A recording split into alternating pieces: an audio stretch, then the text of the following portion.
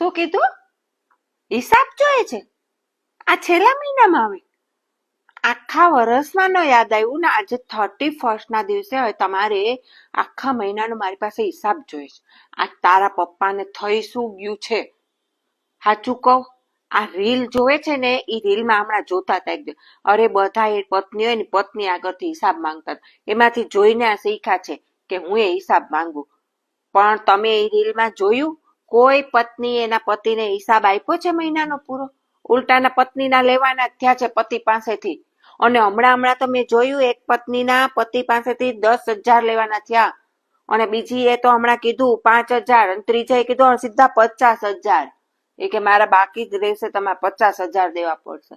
બોલો, કરવો છે હિસાબ? ચાલો હિસાબ કરી દે. રીલ જોવા જ દો.